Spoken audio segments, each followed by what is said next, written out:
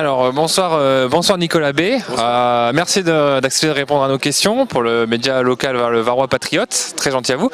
On a assisté là à une séance où vous avez confié des témoignages sur votre vie de militant et des conseils aussi. Vous avez dit le conseil ce qui est important chez les militants politiques, c'est de durer. C'est d'arriver à garder les convictions. Comment on fait pour faire durer un militant? Comment on fait pour entretenir la foi militante chez un militant et a fortiori chez des jeunes? Moi, je pense que les jeunes d'abord qui sont ici, qui sont engagés dans cette première université d'été de Génération Zemmour et de la Reconquête, c'est des jeunes qui justement ont des convictions. Moi je crois qu'il y a deux manières de maintenir l'esprit militant, de l'entretenir, de le consolider, de le conforter. C'est à la fois de continuer à se nourrir intellectuellement, de réfléchir sur le fond, pas seulement sur des questions programmatiques, même si elles sont importantes, pas seulement sur la communication politique, c'est important aussi, mais sur le fond, c'est-à-dire sur la philosophie politique, la vision qu'on porte sur l'homme et la société. Et il faut évidemment se nourrir, se former, chercher, travailler, lire, y compris ses adversaires, parce que ça permet de s'irriguer en permanence et de mûrir les raisons profondes pour lesquelles on est engagé. Et puis la deuxième condition à réunir en quelque sorte, c'est l'action. Garder l'esprit militant. Si ça se transforme progressivement en discussion de salon, ça devient fructueux, ça n'a plus d'intérêt. Donc il faut garder la nécessité de l'action et mener des actions de manière différente. Chacun le fait selon son temps disponible, selon son charisme propre, mais on doit garder cet engagement concret de terrain ça peut être coller des affiches ou distribuer des tracts, ça peut être monter des associations, ça peut être aller à la bataille électorale, sur le terrain médiatique, être élu local. Il y a plein de manières d'agir qui sont très importantes et qui permettent d'éprouver aussi son militantisme. Et puis, il y a une troisième nécessité, mais elle va avec les deux précédentes, c'est la constance, tout simplement. C'est-à-dire, bien sûr qu'on mène un combat qui nous dépasse, un combat pour la France, pour les générations à venir, pour des idées et des valeurs auxquelles on croit. Et bien sûr que on a semé, on sème, et les fruits, on ne les récoltera pas tout de suite. Il peut arriver parfois que le succès électoral, par exemple, vienne immédiatement, mais c'est rare. Souvent, ça nécessite du temps et donc de la constance, de la pugnacité, de la ténacité. Ça, c'est une vertu cardinale en politique. Ceux qui n'ont pas la ténacité, qui changent rapidement, qui se lassent, qui fatiguent trop vite, ils ne pourront pas mener le combat. Il faut évidemment aussi, créer une communauté militante, parce que c'est aussi ça qui permet à chacun de trouver sa place, de pouvoir exprimer pleinement ses qualités, ses talents. Et aujourd'hui, on crée un nouveau mouvement politique.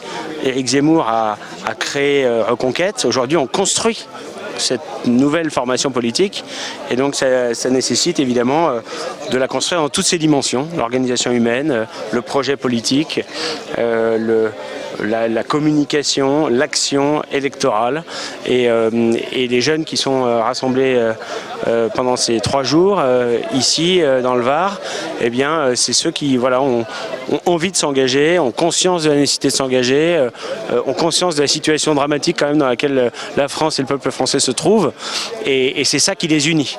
Ça c'est l'essentiel, c'est le fond. Et ensuite la traduction concrète, c'est Reconquête, une nouvelle force politique.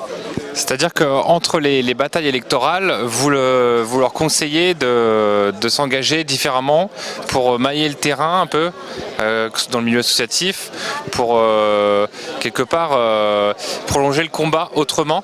Il faut savoir se diversifier, occuper la politique électorale mais aussi la métapolitique. Oui, je pense d'ailleurs que les deux sont liés. En réalité, un mouvement politique, il ne se limite pas à aller aux élections. Il ne se limite pas à l'action électorale. Sa vie est rythmée par les élections.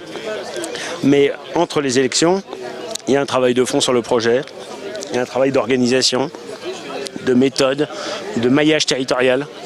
C'est ça que les Français attendent. Les Français, ils attendent des réponses de fond sur les grands défis que la France va devoir relever. Ils attendent aussi des solutions, et c'est normal, des solutions concrètes dans la vie quotidienne. Et donc là, on était en campagne présidentielle législative. Les prochaines échéances, c'est les européennes dans 2 ans, et ensuite les échéances locales, les municipales, les régionales et départementales. Tout ça, c'est des batailles qui sont importantes parce que ça va permettre aussi de montrer aux Français que Reconquête, c'est une force politique qui s'installe dans la durée, au plus près d'eux, avec des hommes et des femmes qui finalement sont comme eux et sont là pour répondre à leurs préoccupations légitimes. Donc il faut envisager le combat dans toutes ses facettes, et c'est vrai, ça peut être même des associations qui agissent en parallèle du combat électoral. Et quand on parle du métapolitique, c'est finalement la réflexion de fond qui nourrit le combat électoral. Donc c'est très important, et ça a sa place y compris à l'intérieur du parti politique. Un parti politique, c'est pas simplement une écurie électorale.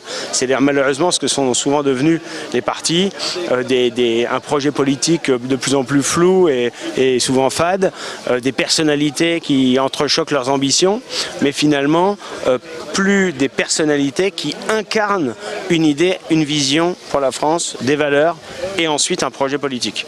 Voilà. Donc il y a une nécessité, c'est de réhabiliter la politique au sens noble du terme, c'est-à-dire que la communication est en dessous du projet et le projet est en dessous de la philosophie politique. Oui. Le Reconquête, une de ses grandes forces, c'est sa jeunesse, la jeunesse du mouvement Génération Z.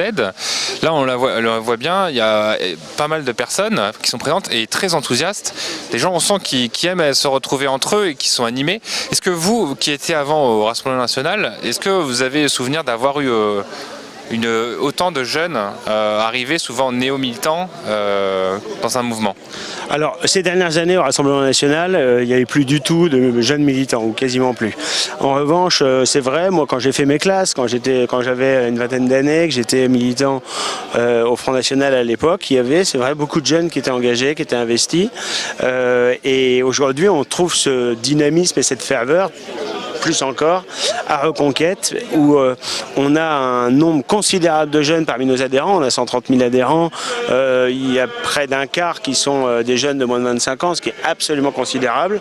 On a vu d'ailleurs dans tous les rassemblements de la campagne présidentielle, au Trocadéro, à Villepinte, etc., la jeunesse française présente, investie, mobilisée, active, et c'est toujours le cas. Et cette université d'été, au moment où les médias voudraient nous enterrer un peu vite, parce qu'ils n'ont pas la conscience de la nécessité du temps long, qu'ils ne voient pas que la politique c'est une affaire de ténacité et de constance, eh bien on voit concrètement aujourd'hui que l'université d'été qui va rassembler le plus grand nombre de jeunes et le plus grand nombre de participants de manière générale, c'est celle de Reconquête. Et oui, avant le tsunami, l'eau se retire un petit peu de la rive. Très bien, on compte sur vous et sur les autres cadres pour les nourrir intellectuellement et former au cours de ces 4 jours de l'université d'été. Merci beaucoup, Nicolas Bay.